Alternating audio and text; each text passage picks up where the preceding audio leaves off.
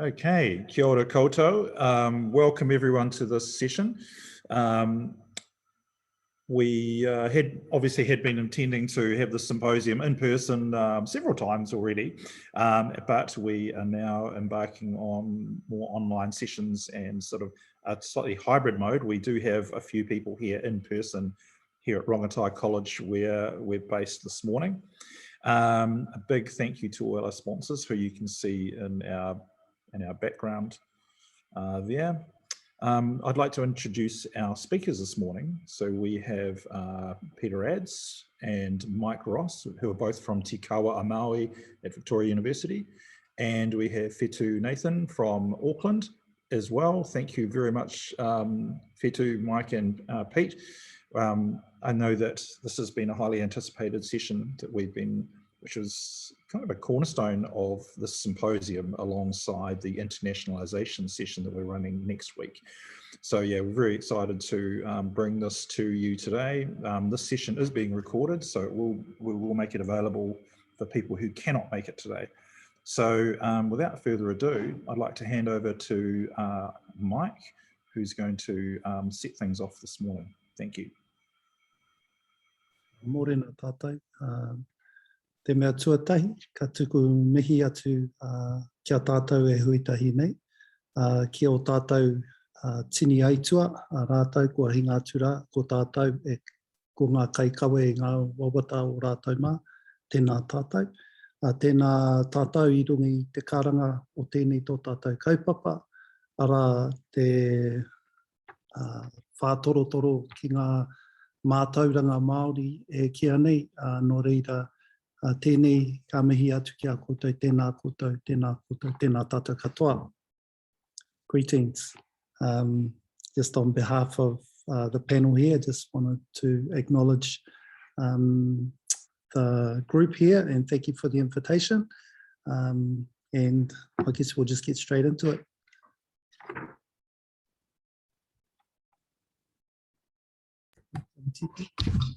Okay, I think that's my cue, people. So kia ora tātou. Good morning. My name's Peter Adds. We've divided our session into 3 equal parts, so we get half an hour each. Is the theory of it anyway. So my topic that Simon asked me to speak to is, well, essentially the Treaty of Waitangi and its relevance to international education. And he asked me to present basically a Treaty 101 session to kick things off, which I will do, but towards the end of it, I will also talk a little bit about, well, some principles that I think I've distilled that relate to international education from the treaty document as well, and I'll probably finish off on that. And I'm not sure I didn't quite hear what our final decision was on questions, whether we're taking all the questions at the end or whether we're going to be taking them at the end of the session, but it doesn't matter. I'll work that out a bit later. We're doing a slight reshuffle as I talk at the moment. That's okay. Stop the feedback. Okay, yeah, we've got a feedback issue at this end, so that we're moving around a bit, but I'm not. The others are moving. So I've got a PowerPoint to share, which I might do a share screen now with, if that's okay. So hopefully you're now seeing my PowerPoint. Is that all good? Okay, very good. Okay, so as you can see, I've entitled it International Education and the Treaty of Waitangi. First off, let me say that I don't consider myself to be an expert on the treaty, but I have done a bit of teaching in relation to it over. I think we've got the wrong screen now. But still not an expert. I couldn't claim to know everything there is to know about the treaty. And to tell you the truth, I haven't given, oh, have I got the wrong PowerPoint up there, have I? Stop share. A nice Excel spreadsheet though, Peter. All right, I'm going to do the share screen thing again. Why did that happen?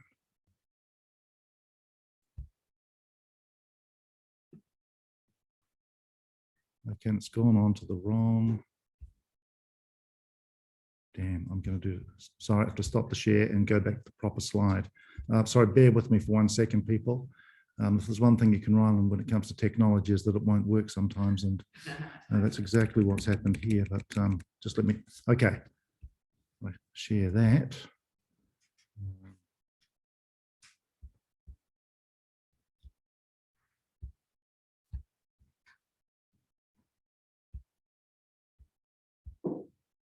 Okay, I think you should have that now. Is that right? Okay, very good. Okay, so international education and Treaty of Waitangi. I haven't, as I was about to say, given a huge amount of thought to the treaty implications of international education, but I have started doing that a little bit since Simon suggested that I take part in this in the seminar. So some comments about some of those issues towards the end of the session. Treaty background. I mean, some of you will, as New Zealanders mostly, I think, have some knowledge of this stuff already, although I don't think our education system, generally speaking, has served us well as New Zealanders in relation to this stuff. It's why the Prime Minister's announcement in 2019 that there will be a change in the school curriculum in years 9 and 10 in high school to make the teaching of New Zealand's colonial history, including the treaty and the wars and so on, more or less compulsory in the education system. And that sort of offers lots of us a ray of hope for systemic change in relation to, well, a whole range of issues in this country later on. But let's dive straight into treaty education. I'm going to start in 1833 on the background stuff. And of course, that is the year, as you can see from the slide, that James Busby was appointed as the official British resident in New Zealand. He applied to the job, for the job to the Colonial Office in England in 1832. And despite the fact that he had no experience as a diplomat, he got the job and ended up in New Zealand here in 1833 with his wife Agnes. He was a Scotsman that was flitting between Australia. He was living in Sydney and England and in touch with the Colonial Office through all of that stuff. Got the job as the official British resident in New Zealand, essentially a diplomatic post, a holding pattern, in fact, by the Colonial Office on behalf of, well, Britain, in the thought that at some point in the future they might be interested in annexing New Zealand as a British colony. They'd decided not to prior to that, immediately, because at that time there was an economic downturn back in Europe, and the prospect of establishing a new colony they knew was going to be hideously expensive. And so they decided not to do anything about the annexation and simply appointed James Busby instead. He turned up in the Bay of Islands, as some of you will know. The only support the Colonial Office gave him really was a kit set house that he brought with him from Sydney, and him and his wife Agnes erected that house at Waitangi. That house still stands there today. Some of you will have been into it, I'm sure. It's otherwise known today, of course, as the Treaty House. And if you've paid your $25 to visit the treaty grounds at Waitangi, you've almost certainly been into that house. And the original part of that house is, as you walk through that front door, the two rooms either side of that front door, part of his original house. He befriended Māori people shortly after arriving here. He learned to speak Māori really quickly, total immersion Māori environment at that time, of course. And he eventually said to the chiefs of Northland, where he was living, look, why don't you guys start looking after your interests a bit better than you have been so far? Why don't you start charging the captains of all those whaling ships that are turning up in the Bay of Islands a tax for the right to anchor there? And they said, yeah, that's a good idea. How do we do that? And so he said to them, well, in order to do that, you guys have to be seen to be trading under an internationally recognized flag. So rather remarkably, in 1834, Busby and Crown officials back in Sydney in Australia designed 3 flags for the chiefs of Northland, and in a little ceremony on Busby's front lawn, that iconic front lawn outside that house in Waitangi, 14 rangatira from the Bay of Islands got together and chose one of those flags to be their flag. And there's the flag they chose, of course. Sorry, that flag is just obscuring some of my writing there at the top of that slide, I see. But that very British looking flag, of course, was the one that Māori chose. That's New Zealand's first flag. It is known in Māori as Te Kara, which is a transliteration of the word, well, the words the colours, which is, I think, a military thing, is it not? Raising the colours. But the flag is known otherwise as the flag of the Confederation of the United Tribes of New Zealand. Busby's idea, rather interestingly, was that the confederation that he formed as a result of the adoption of this flag would meet every year, and that confederation would make laws for all New Zealanders, including Pākehā people living in this country at that time, which was a rather radical idea from Busby at that time, but that was indeed his aim with the whole flag thing. So that was in 1834. In 1835, as lots of you will know, I'm sure, he went one step further. He said to those rangatira in the Bay of Islands, you guys should declare yourselves to be the leaders of a sovereign nation. And they said, yeah, that's a good idea. How do we do that? And so Busby drafted a document to that end. And of course, the document that we're talking about is none other than the Declaration of Independence of New Zealand. Busby drafted that document in English. He then gave it to the missionary Henry Williams, who'd arrived in New Zealand in 1823 to be the leader of the Anglican Church. And another guy called Whetuu Nathan, who allegedly was the first Māori person to learn to read and write in New Zealand. And Henry Williams and Whetuu Nathan translated the declaration into Māori. And in a ceremony, again on Busby's front lawn on the 28th of October, yesterday, people, 34 rangatira on that day signed the Māori version of the Declaration of Independence of New Zealand. Once it was signed, copies of it were made and sent back to Australia, where Busby's bosses lived. And from there, it went back to the Colonial Office in England. And rather remarkably, the Colonial Office recognised the Declaration of Independence of New Zealand, and there it is there, people, as a legitimate expression of Māori sovereignty over a sovereign territory called New Zealand. You possibly didn't realise that the King of England, King William, in fact, wrote a letter to the chiefs of Northland after the flag thing, recognising the flag as the flag of the Māori nation. And then after the adoption of the signing of the declaration and copies being sent back to England, Lord Glenelg, the Secretary of State for the Colonies, also wrote a letter to those same chiefs, recognising the declaration as a legitimate expression of Māori sovereignty. That letter is now in the National Archives here in Wellington. This is extraordinary if you think about the history of British imperialism and colonial expansion and all this stuff. It was unprecedented for the British to be doing this stuff. What lay behind it? Well, a couple of things.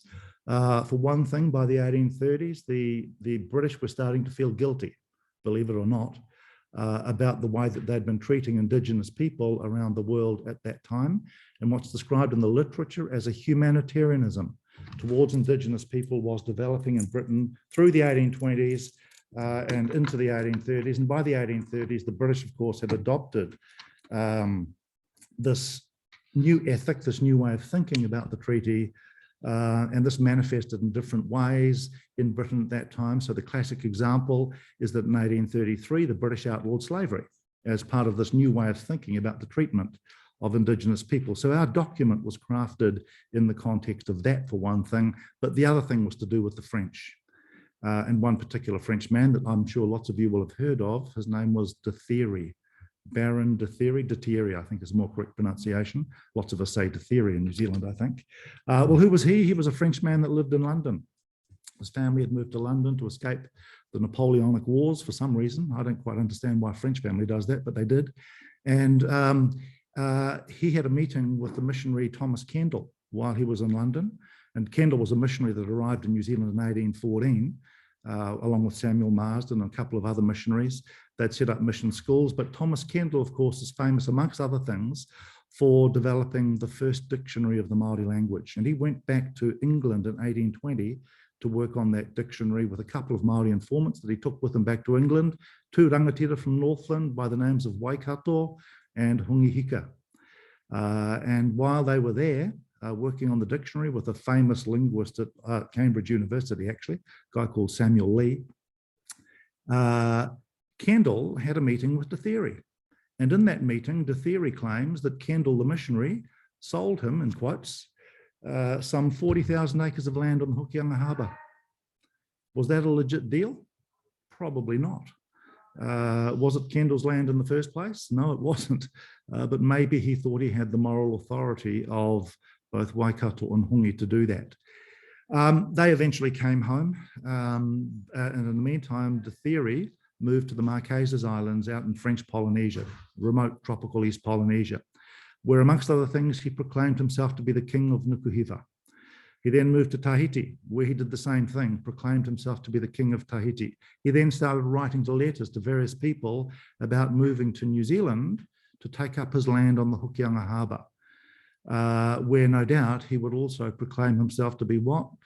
Probably the king of New Zealand as well. He made a strategic blunder in the letter writing. One of those letters was sent to Busby. What did Busby think about that idea? Well, not a lot, apparently.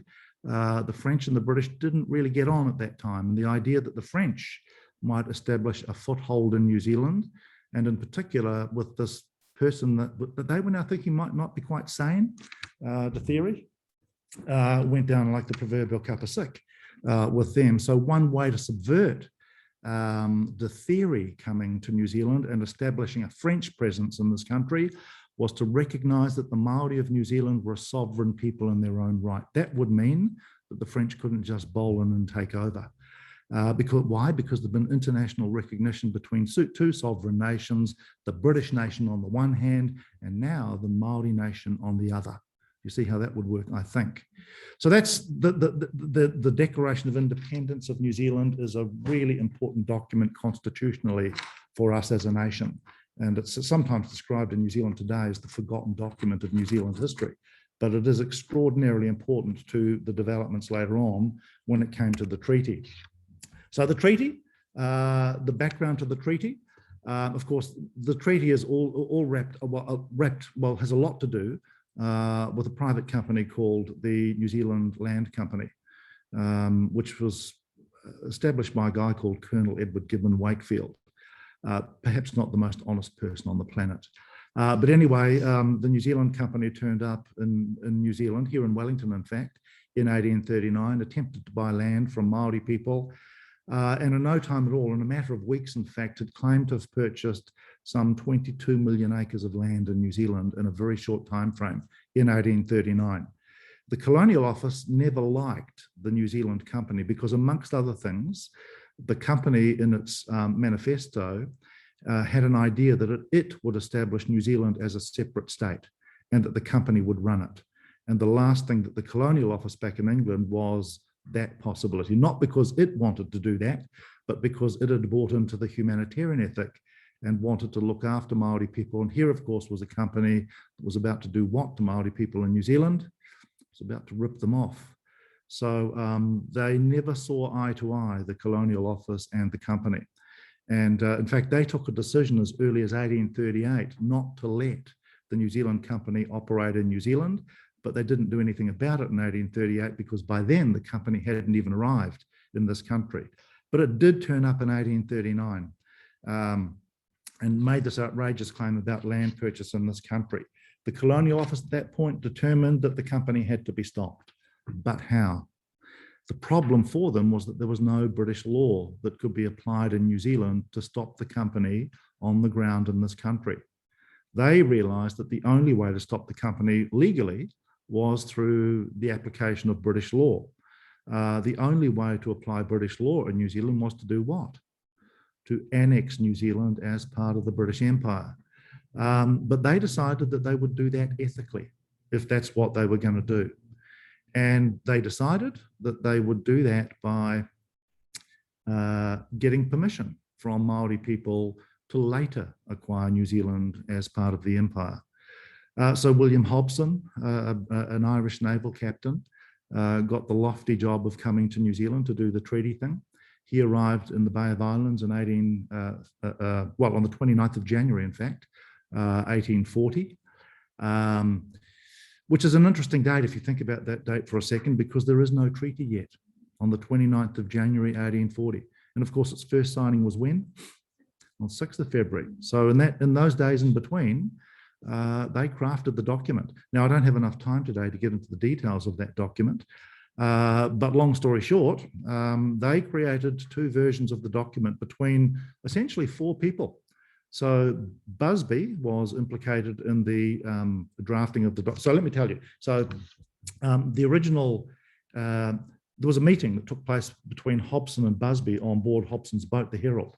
And in that meeting, they had some preliminary discussions about what a treaty would look like. Hobson made some notes about that stuff. He became ill in that meeting. Those notes were eventually given to Busby by Hobson's private secretary, a guy called James Freeman, who visited Busby at his house after Hobson got sick and said to Busby, look, we'd like you to to work on the document, please. The boss is sick. Please make sure that you get it finished in a timely fashion. So over the next few days, Busby continued working on the document. Hobson's note that was given to Busby was turned into what we call the preamble of the treaty. And Busby is credited with crafting the 3 separate articles of the treaty. I think, yes. Just wait for that to finish. I think that was a bell, people, rather than a fire alarm. So I'll, we're telling you to bugger off. So, if you saw that this morning. I'm just online at the moment. Sorry. Yes, let's go. Yeah. So, so the process of crafting the documents was between 4 people. So Freeman, Busby, Hobson, and to some extent Henry Williams, who got the job of translating it into Māori, except that Henry Williams was, once he was asked to translate, actually became ill as well, and it was his son Edward that did most of the translation. Hobson's idea, of course, was that the signing ceremony would happen on the 7th of February. He'd planned a meeting for the 5th of February with hundreds of chiefs from Northland, again on his front lawn. That meeting didn't really, they had a problem after they had the English version of the treaty, and that problem was that there was no Māori version by the afternoon of the 4th of February. They needed a Māori version for a meeting the following day that started at 10 a.m. So Edward, Henry Williams's son, only got one night to do the translation.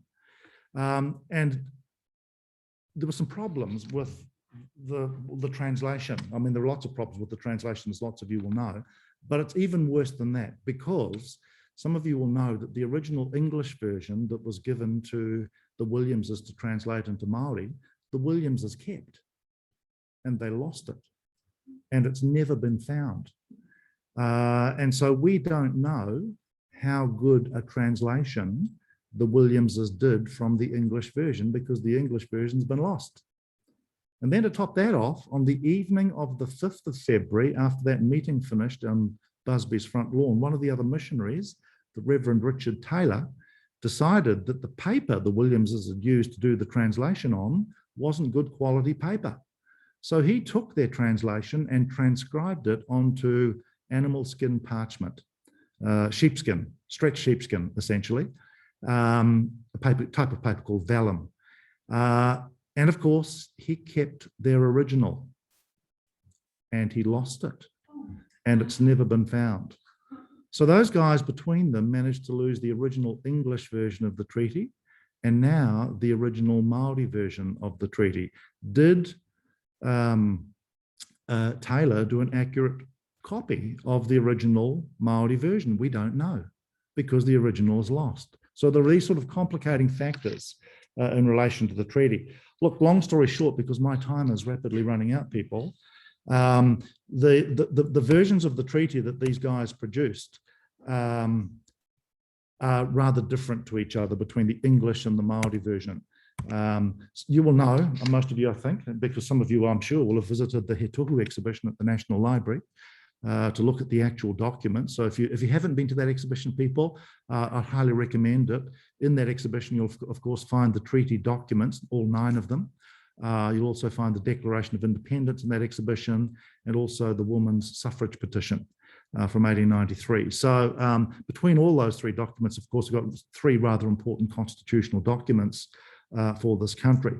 When it comes to the treaty and the translation issues in the treaty, what are the big issues? Well, in short, basically the Māori, or the English version of the treaty, has Māori people signing away their sovereignty to the Queen of England.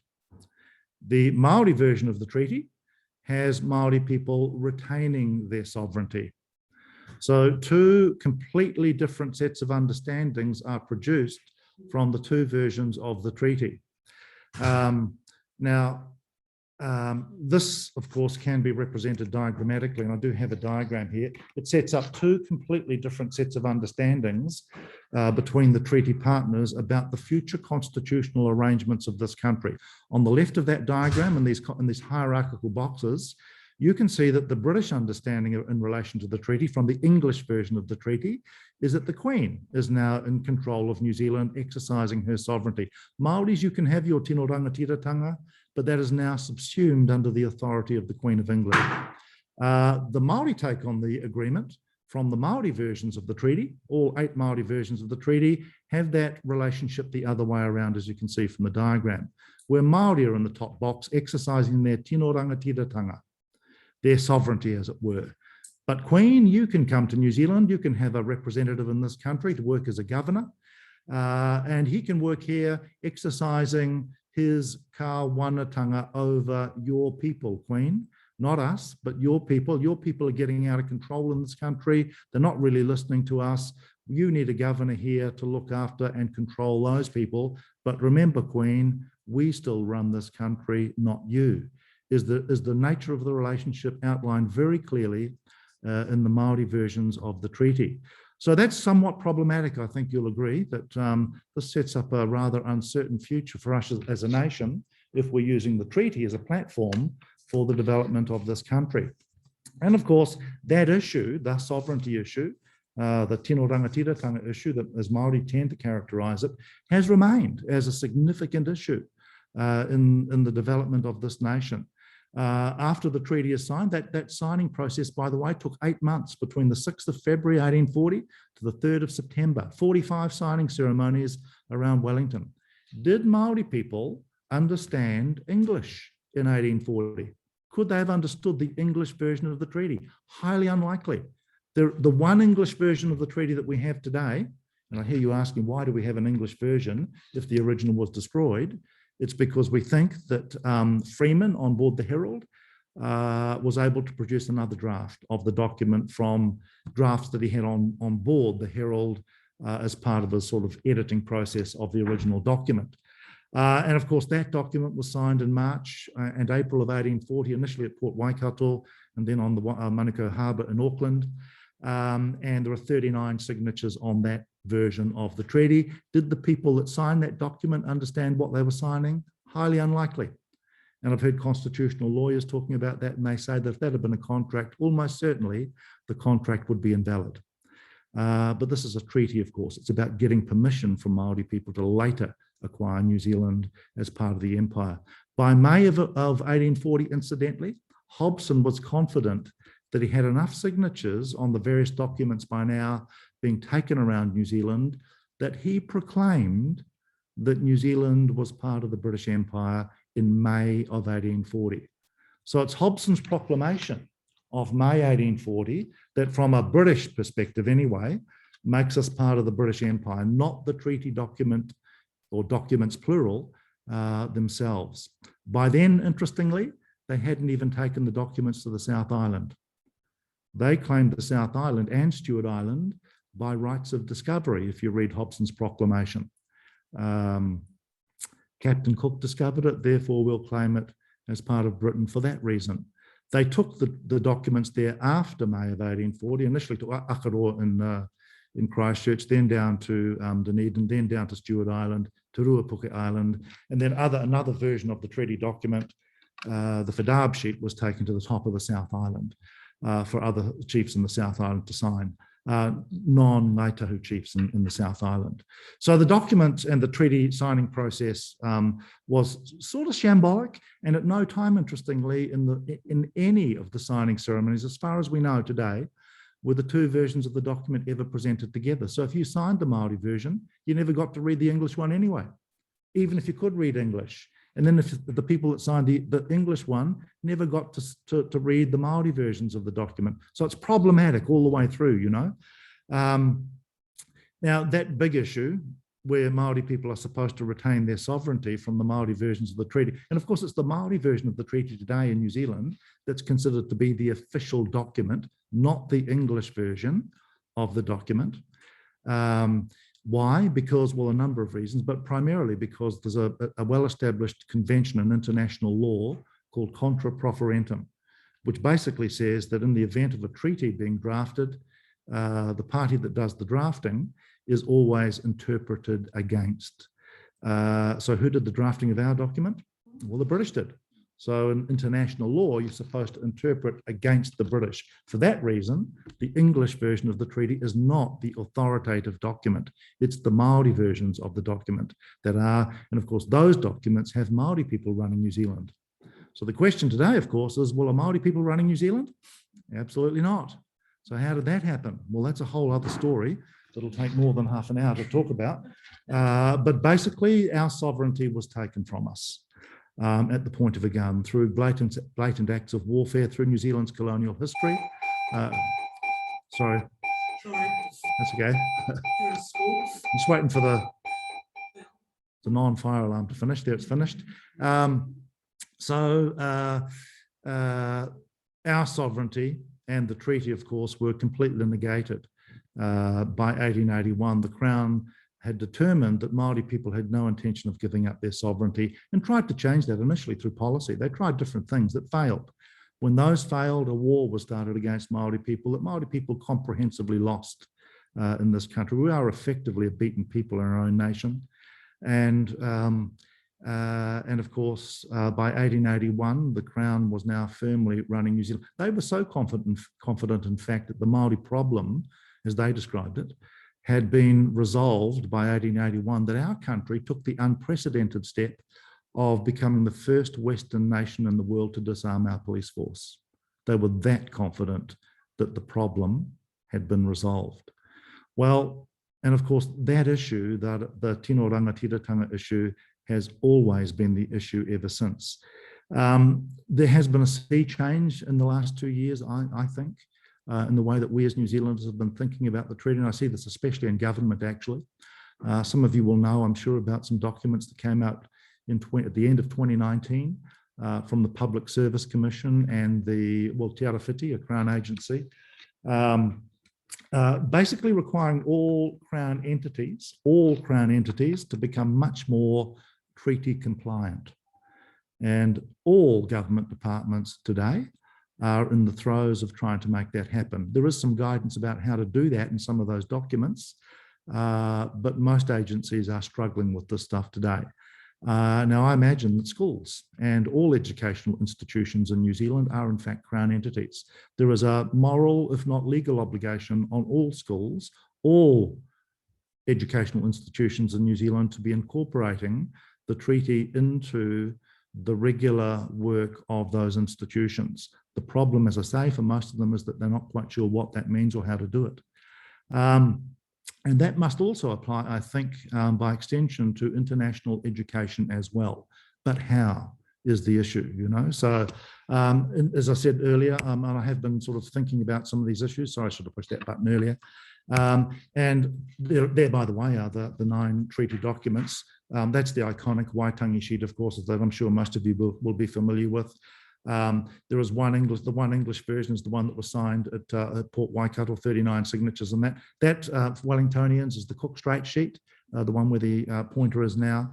That when you see that's that one here has the second most number of signatures on it, 186 signatures on the Cook Strait sheet, 184, I think, 286 on the iconic Waitangi sheet. So been thinking a little bit about the relevance of the treaty to international education. And I think you can distill some basic principles relating to the treaty in international education, which I've sort of distilled here. These will not be the only things that can be distilled in the relationship to international education. But here are some obvious ones that I thought might be worth having a little to think about. And there's that first one, as you can see. As a general principle, the benefits of international education must be shared with Māori communities in proper proportion in New Zealand. So that means that whatever the benefits of international education are in this country, and some of that stuff is outlined in this international education strategy that came out from the government in 2018, and I'm sure lots of you will have seen that strategy, 2018 to 2030, and some of you I'm sure will not have missed the irony in that document if you've read it, about the fairly liberal use of Māori pictures in that document, but virtually no mention whatsoever of the Treaty of Waitangi or any particular Māori issue in relation to that strategy in that document, which I think is a pretty big oversight. To be fair, I think that document came out before those documents from Te Arawhiti ever came out. But that first general principle is a principle that applies to all government work, I think, that as Crown entities, we have obligations under the treaty. What are those obligations? Well, they're different depending on the core business of the various Crown entities that you're talking about. But whatever that core business is, that core business has to be delivered in proper proportion to Māori communities as a fundamental principle relating to the treaty in this country for all Crown business, including education. There's that bell again. And the other two, Māori educational outcomes must be actively protected and enhanced through exposure to international education. In other words, international education should not in any way detract from Māori educational outcomes. So that means that, you know, you cannot take funding, for example, away from any initiatives relating to Māori education to pipeline them into international education, would be another fundamental principle, I would have thought. And then that last one, no, I'm well over time, sorry people, so I'm going to finish very quickly. Māori should be partnered in the development of strategy and planning for international education. So these relate to a set of treaty principles, sometimes referred to as the 3 Ps that some of you will have heard of. So partnership, participation, and protection. Those are fundamental treaty principles that have been distilled by the Waitangi Tribunal and the New Zealand courts, in particular in a significant judgment that came out in 1988 from Lord Cook of Thorndon, the top judge in New Zealand at the time. But that's just the 3 Ps. There are other treaty principles that people often talk about as well that will undoubtedly relate to international education as well. Look, I'm well over time, people. I'm gonna stop now and hand over to my colleague Mike, who will pick the audio up. So thank you for listening, and I'll stop my screen share.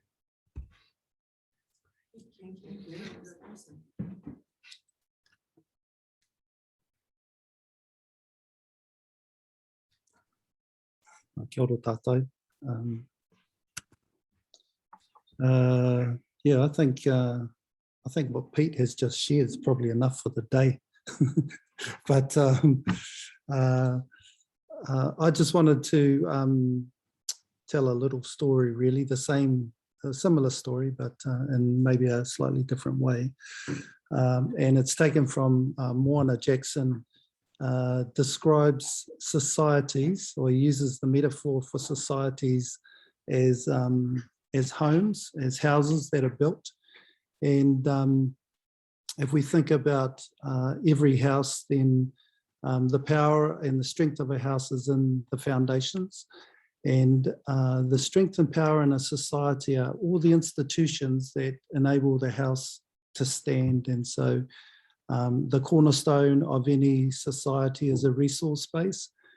So it's got to be able to generate income and feed its people and shelter its people and all those sort of things.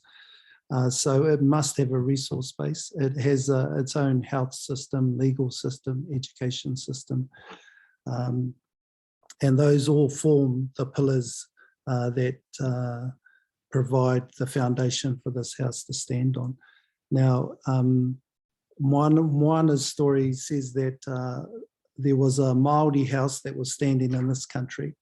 And then as immigrants came into this country, then they sought to establish their house.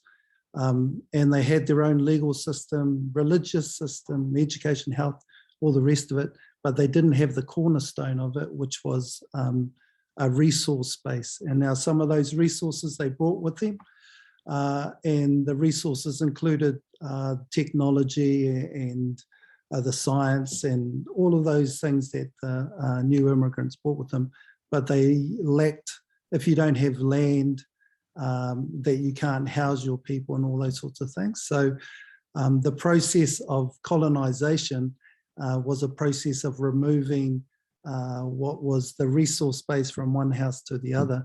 Now, the Māori story, as Pete has already outlined, Māori people lived in tribal groups, and so there was an understanding how one house could live next door to another house, and there was some sharing of resources. Sometimes they fought to carve out their space, and so in Moana's thinking, the treaty provided a place for this transfer of resources between the two houses to allow them to be established.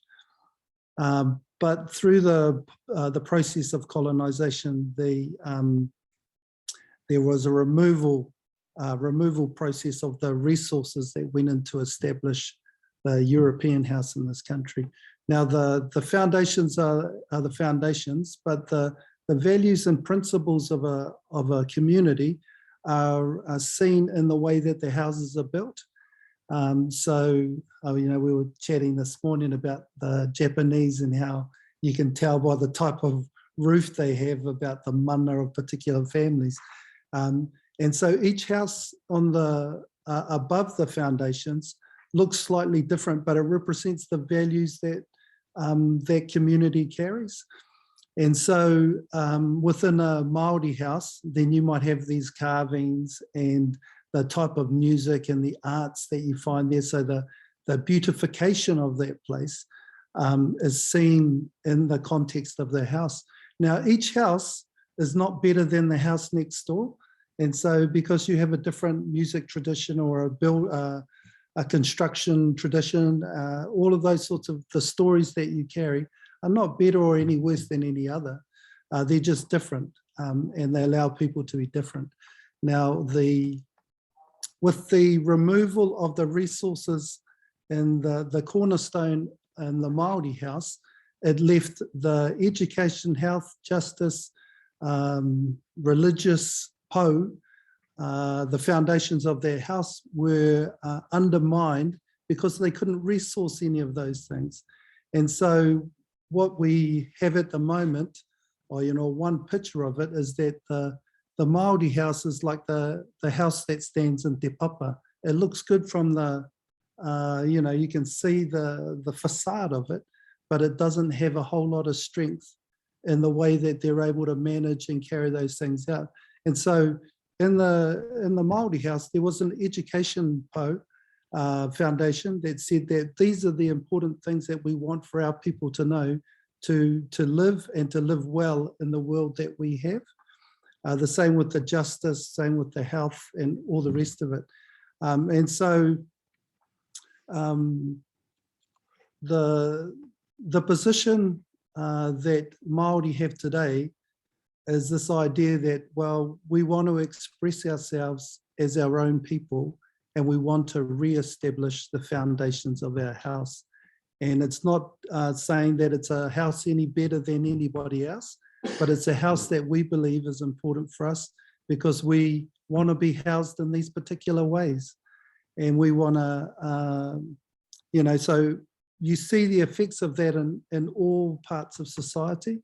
So, there's a Māori Justice League that's trying to work out what the best way it is to deal with our people that are, struggling in society. There are all kinds of things, education and health, the brand new health strategy of the government, all of these sorts of things, housing, employment, they all have Māori responses to that. And in my view, they are about re-establishing a foundation so that we can live in a house that suits us. Now that sort of separates us out and makes it a difficult thing for people who don't agree that Māori should be established in this way. But because it's different from like the Black Lives Matter movement, and that the Black Lives Matter movement wants equality. They want to participate in the current system, but Māori people saying, we believe in equality too, but we want our own place to live. And so we have this constant battle that sort of comes, people are knocking heads on these things, but the Māori position is a difficult position to argue because it exists outside of the current system as it is. Although we want the exact same things, we want the best education for our young people. We want we want a health system where we get access. We want a justice system that seems fair and equitable and all of those sorts of, we want the same things, but we're saying that we want to do that inside our own house. And so that's the tino rangatiratanga argument. That's the first thing. And then the second thing is I just wanted to talk a little bit about, so how does that work in terms of the international education work that you guys are doing? And I agree with Pete. I thought his summation of some of the challenges that were laid out at the end were really good. But also thinking, that the government has policy that says that this is the way we're going to go, and it supports the integration of Māori values and Māori practices into this area. So you can either decide that no, I disagree with that, or you can take this idea that there's a compliance and there are legal conditions that if you tick the boxes, then we'll follow that because that's the government policy. But there are also, and I think, Pete mentioned it, that idea there are moral and legal, there are moral obligations that we think that this is the right way to go. But it depends on whether you think that this house should be established, and you think that, well, do people really have a right to live in a house that they feel comfortable in? And it's a difficult thing for us as people, because sometimes you think the best way to do things is my way, that's a normal, natural way. And again, we're not saying that the Māori way to go and do things is any better than any other culture might think they should run things, but Māori people have sort of taken this position that we want to do things our way. So anyway, so it seems like the treaty has a legal obligation, but there's a moral obligation just to do what's right according to agreements that were made in the past. And then the next part to that, though, is that I believe there's opportunities inside of these changes, to think about these things for us as New Zealanders and the contribution that can be made from the Māori community to expand the way that you might think about dealing with international students and to look at the opportunities that provides. And so, some of the values that underpin that are things like whanaungatanga, which is around relationships and understanding our relationships and responsibilities to one another. And I think the greater emphasis on that, so actually people meeting people, and again, this is not uniquely Māori. The Italians do a great job with that, Asian communities do the same, and we have similar ideas around that, but it's the mix of the values within Māori society that give us our uniqueness. Anyway, so I think that there are opportunities to change the emphasis on the way that you might practice that follow things like manaakitanga and the idea of caring for one another, whanaungatanga, and building relationships and seeing the importance of that in the way that you might structure your organizations or structure the way that things happen for the students that come to this country. And also, the ceremonial side of and the ritual side of Māori society can also be useful tools to engage students from other places who are coming into this space. And so, like I say, those are part of the houses that adorn the house. Those are simply the outside things, and to do some of those practices doesn't mean that you're necessarily engaging in Māori society, but when you understand what those artifacts mean or the way that they are put together, then you begin to understand what the foundations of this idea of including Māori thinking or Māori practices in your organisations. Anyway, I thought that, I think that Whetuu has some really good practical things to talk about that. And so at this point, I'll pass it over to Whetuu. Kia ora tātou. Oh, tēnā koe, Mike. I do have a share screen, so yay, I have some hosting rights. Woo! Thanks, Rach. I'll start that up first and then. All right, so I've kind of called this section shining some light, he pia tata, and thinking about how we can pull all those things together. You know, I listened to towards the final end of Peter's, and he talked about how the document had this iconography that pointed towards Māori, but it didn't express the āhuatanga or the characteristics of Māori people and the characteristics of the treaty, you know, the partnership, participation and protection. In fact, he says it doesn't mention it.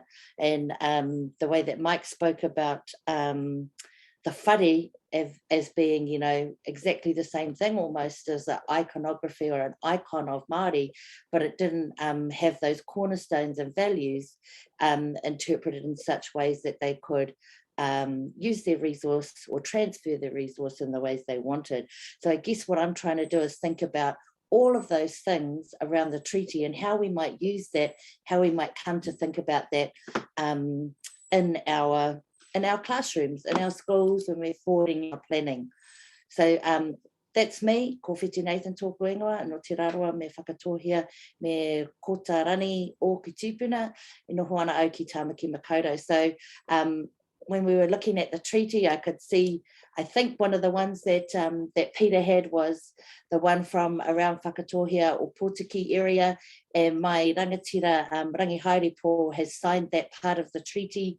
Lots of Catholics down there, and he used the mark of the cross to prove that he was Catholic and that he agreed with the kaupapa that was on that treaty. And so I think today I want you to think about those stories that we have, that we hold, you know, perhaps close in our heart, the stories that have, you know, guided us, that tell us, give us lessons in the things that we do. And so when we think about those stories, I'm just going to go into the next slide there. Māori tell stories, you know, they have an oral history, and I listened to the way that Peter, you know, gave us so much information this morning, and I was thinking far out. I wish I could just have this on repeat so that I could remember all those details. And I heard other stories that I have heard woven through that, and it resonated with me and reminded me. And then when we came to Mike's kōrero, again, I heard him, you know, build the story of Moana Jackson and the transfer of those things, and reminds me of other things that Moana Jackson has said. So whenever we hear those stories, we begin to make other connections, and we know as educators, you will know as educators that you know, that's our schema. We hang things on our schema, we make connections, and that's how our knowledge grows. And so for Māori, narratives were passed through many different oral ways, through waiata, singing, haka, oriori, motiatia, whakatauki, and of course, whakapapa. And you might be familiar with this idea of whakapapa. So today I am going to get you to think about and tell a little story of your own. And we're going to go with this idea of the power of numbers. So while I'm talking, I want you to begin to think of a number, and I'm going to ask our Zoom master, Rach, to set up some breakout rooms for some of us, maybe into 3s, I think, Rach, if you can manage that. And then those that are face-to-face on the floor, including Simon, Peter, and Mike, you can be thinking of your own numbers as well, and we'll get you to move and have a bit of a kōrero when we throw everyone into the breakout rooms. So the 3 numbers that I have for you today, and you guys can think of 3, and you might not get to tell all the stories of these 3 numbers, are 74, 801, and 8. And so when you come together in your groups or kanohi ki te kanohi face-to-face down there at Rongotai, I want you to say say who you are if you don't know each other, and tell us about your number. So the first one for me is 74. It's the year of the tiger, if you are into Chinese New Year, and it's the year of birth for me and my huarangatira, my whaiaipo, my husband, Gus. So that's a number that resonates with me. The second number is 801. 801 Pairata Road, actually, the School of Harsh Mocks. And mocks are teasers that students will deliver to each other, to staff, and across families. And it is a love language. And at Wesley College, which is situated at 801 Pairata Road, I learned how to mock very well. It's the School of Jonah Lomu, and it's the whenua and whānau that protected my family for 14 years. And so then I moved to my last number, and I hope you're thinking of your numbers, and I hope they're coming in hard and fast for you. So you're going to do this in a minute, is 8. And this number is significant because this is not only an auspicious number for Chinese people, but it is how long it took me to complete my undergraduate qualification, which included, of course, as everything does, the birth of 2 children, the death of my mum, the building of my first house. And I think the saying is, you know, when it rains, it pours. And that was 8 years of torrential rain for me. So that's another number that resonates with me. So I'll give you a few more seconds. Have a think about your 3 numbers. Think about the stories that might sit around your numbers. Be imaginative, be the orators and narrators that you are. And when Rach gets the chance, she'll pop us into those breakout rooms, if that's okay, Rach. If you have finished writing your numbers, you can throw up in the reactions a little heart so she can say you're done. And for those of you that are face-to-face, if you know how to do your little heart symbol, you can pop that up around the room in normal time, or you might do the little, this little symbol, so that people know that you're ready to mix it up in the power of numbers. And we'll have about maybe 4 or 5 minutes in those groups. Rach, how are we going? Looking good. All right, people, how are we feeling? We've got some numbers. We've got some kanohi ki te kanohi. We're looking across the room. We can see someone that's giving us the eyebrow. Oh, yeah. We can share our numbers, thinking about in our breakout rooms, being brave. If you go to your breakout room and people are just lurking and lingering and their screens are off, come back to the main room and you can share with whoever's left in the main room. All right. It's all right. We'll get there.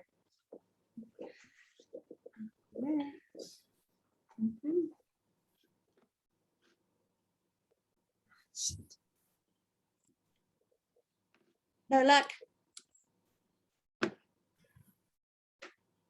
It's all right. I'm having trouble with my...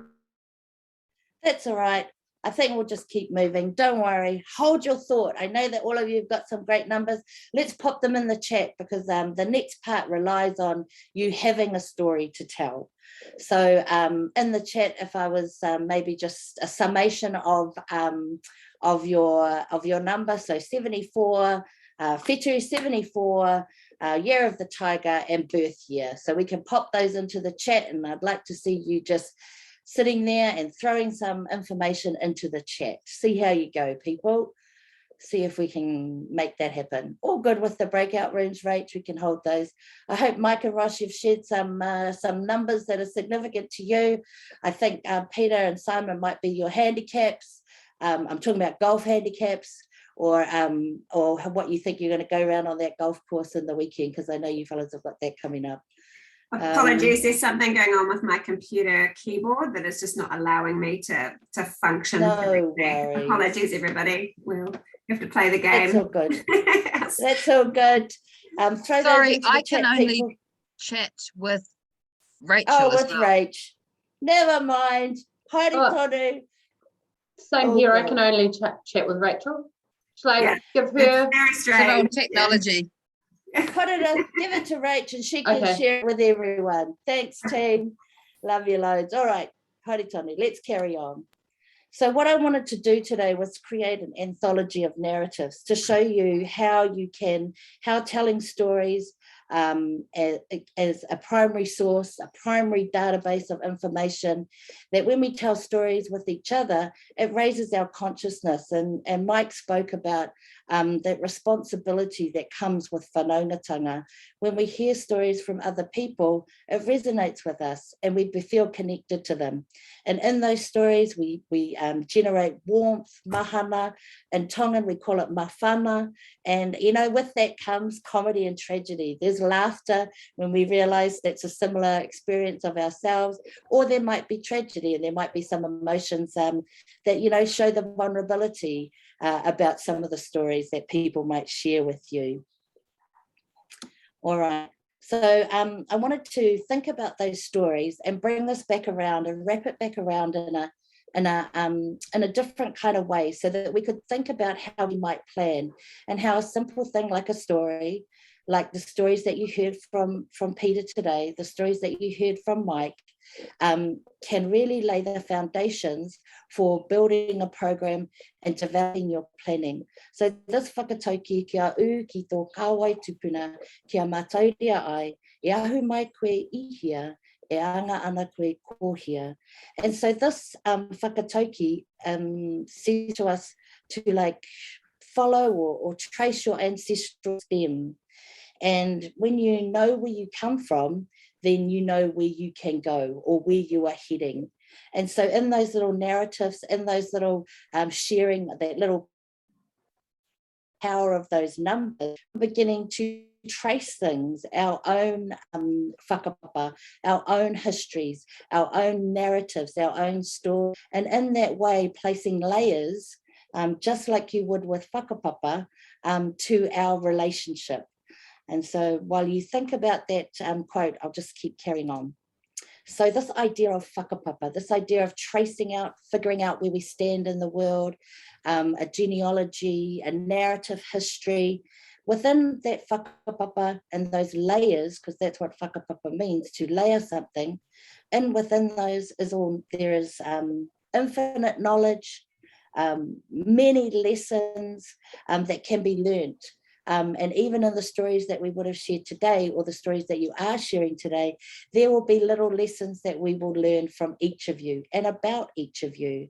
And so I'm asking you to think about how even quite often schools say, we don't know how to access these things. We don't know how to have partnerships with Māori. We don't know how to do these things, but actually you can still have the āhua or the characteristics of how to work in these ways. We know that when we work in these ways that support Māori students, and I heard Pete talk about it, we have to protect our educational outcomes for Māori. Well, the best way we can do that is use the pedagogy that supports Māori learners, and we know that works for all learners. So it's about encouraging people to understand that working with narratives, working with story, drawing on the knowledge bases that our students bring with them is one of the most powerful tools we can do and we can use. Anyway, so here's this idea of whakapapa, here's this idea of genealogy, here's this anthology of narratives we're putting together today. How might we use that? How might we bring that forward? And I'll just take you down to this last kind of slide to think about. And if we think about the term in 4 years, and even if we think about how we might plan or encourage people to come to a space, and this is only one way you might do it. If you are familiar with the idea of whakapapa, that tells us where we came from, it tells us who we are, it tells us and places us on different whenua and different near different moana, and it tells us also how we might continue to sustain those whenua and those moana. And so when I think about whakapapa, it becomes a roadmap to how you might plan and encourage thinking about your planning. And Mike said it, he said, you know, Italian people, Chinese people, or Asian people have this idea around whanaungatanga and connection. And whakapapa is one of the ways we can do that. And also, I think someone mentioned, your way is always the right way. Your way is one of the ways. And then there are many other ways. So also acknowledging the unique diversity that sits among our students and also our domestic students and how we might share that. So in this roadmap, I've thought about students coming to Aotearoa New Zealand and the trip they're on. And everyone that has arrived here on this whenua has migrated here at different times and over numbers of generations and have their own stories. And for many of our international students that are coming here, it might feel very alien for them to come to a Pacific island very far away from where they are.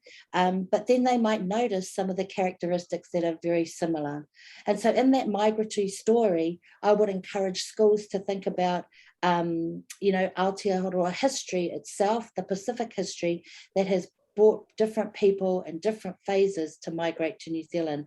And in that, our international students can see there is a place for themselves. And it does not take away from any of the learning that might be happening with our own domestic students. And it even enhances by adding another layer from different migrations for people. And in this way, I think we teach characteristics about manaaki, how people have looked after one another. I was really interested in the way that Pete spoke about the different care and concern that came to the different iterations of the treaty, and how some of them have lost, and we will never know to what level there was that care and concern, and we'll never know to the level of the declaration, what might have happened from that compared to what happened with the treaty. But then the way that Pete talks about it, there seemed like there was manaaki from both sides to get a job done. When we look at the next phase, perhaps in the next part of the planning, we might consider something like identity, like who are we, where are we from, what makes us unique? And in that way, we create that whanaungatanga, like we were going to do today with the power of numbers, creating those connections, being proud in that uniqueness and the diversity that we bring. And also understanding that that how diverse New Zealand is. And for many of our students, both domestic and international, they don't often see how diverse New Zealand is. So it's a great way to encourage thinking around those ideas around whanaungatanga, coming together, making connection. Then thinking about kotahitanga, what systems, and I've put here ecosystems, but I mean largely, what systems hold our society in place? What systems do we rely on? And that might be as far-flung as, political, economic, cultural, ethical systems, environmental systems, all of those systems that come with a wealth of experience. There's the global ideas plus the local ideas, and how we might work those together in a way, in that idea of coming together. And the last one that I want to talk about, and it's like I guess the bringing of it all together. So we've come to New Zealand at different times for different reasons. We know our identity. We have evolved in different ways that has brought us strong. We have had tensions. We have had struggles and fights. And that will be very much the same for international students. And how do we now sustain that? How do we now give back, ensure that we protect the whenua, or the place that has, been looking after us for this time, this period. And I think those are all great lessons and characteristics for any student. And if we can do that in the way that embodies those ideals that I think Peter's talking about, at that real grassroots level of partnership, participation, and protection, I think we can have a great basis of pushing this over into our planning, into our delivery, into areas that are going to make the most difference for our domestic students and for our international students. I think one of the things that I've always done as a teacher is I've thought, and I've mentioned this before, what works best for Māori works best for all students. And it's just kept me absolutely grounded in the work that I've done with any international students. They love that. They love the coming together. They love the vulnerability and sharing. They have grown in strength and understanding of what it means to be here on this whenua. So unfortunately, our little activity didn't go so well today, but that's all good. This is what it's all about. I'll try and bring that to a little end, because I know there's some great questions out in the audience because of the information that's been shared today. And so I'll offer that time back to you, back to the floor, and come with some of those ideas. It will be great to hear. Tēnei te mihi nui nui kia koutou mō tō wā I tēnei rā. Thank you, team.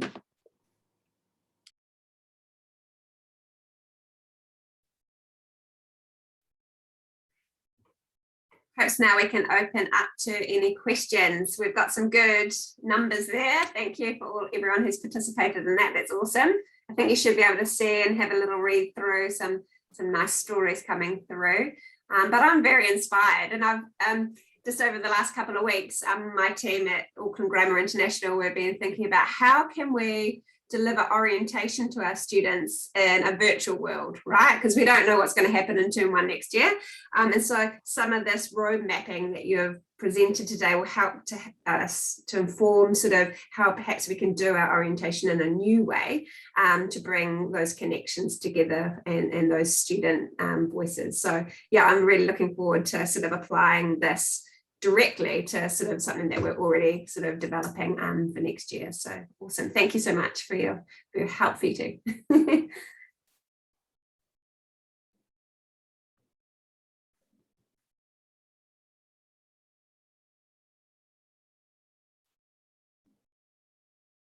Anyone else want to make some comments or ask any questions to any of the panelists today?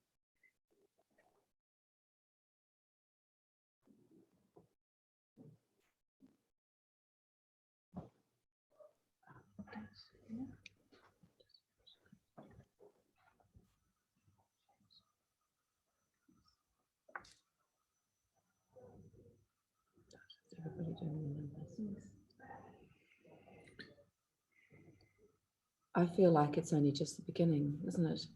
We kind of need to. Rachel, I'll bring things to a close if there's no more questions, but if anyone, I guess the session has been really amazing in that it has packed a lot into it. And there's a lot there for people, even just in this, relatively short session we've had today, is and this is one of the reasons it's recorded, and we'll be looking to publish this information as well in a different context. But one of the things that's important here is being able to sort of go back and re-listen and and get a deeper understanding of what Pete, Mike, and Whetuu have been talking about. I mean, Pete's part of the session focusing on the treaty and I guess looking at the real obligations that the future of the treaty and the three, the partnership and participation protection. And then Mike talking about the whare as the analogy and the incorporation of key concepts and how we move forward in our relative ways, I suppose. And then Whetuu sort of condensing things together really nicely at the end to, and I like one of the things she talked about, and is how our collective vulnerability is a strength.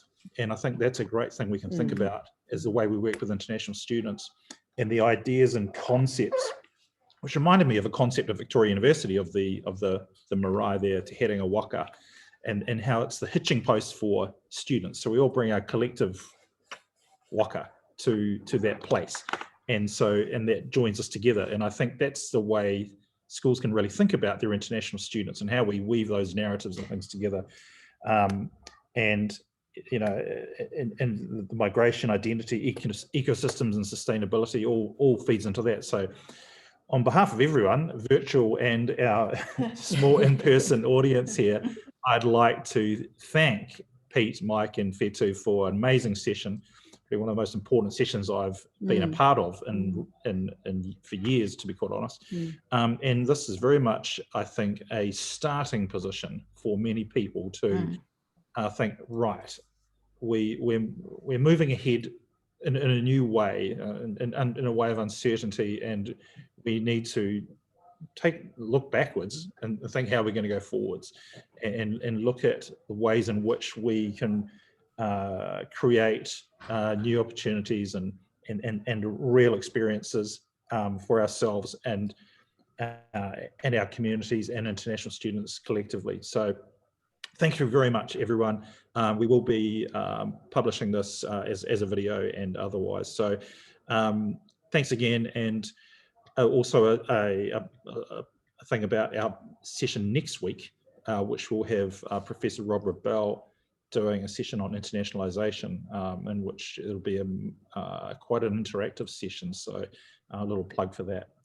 So thanks everyone. Thanks Rachel for doing things up there in Auckland, and thanks. Hope everyone's going well in their respective schools and hanging in there. Really appreciate your support, and we'll catch you soon. Thanks, everyone. Thanks, team.